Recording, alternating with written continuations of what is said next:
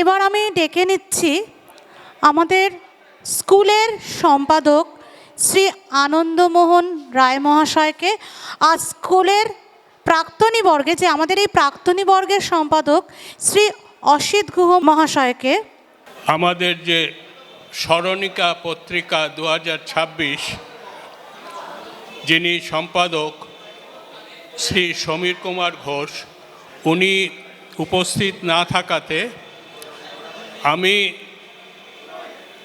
বৈদ্যনাথ ইনস্টিটিউশনের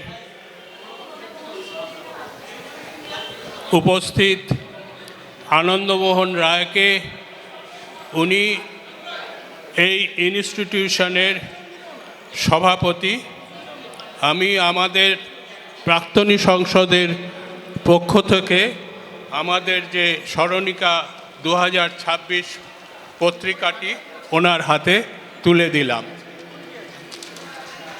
নমস্কার।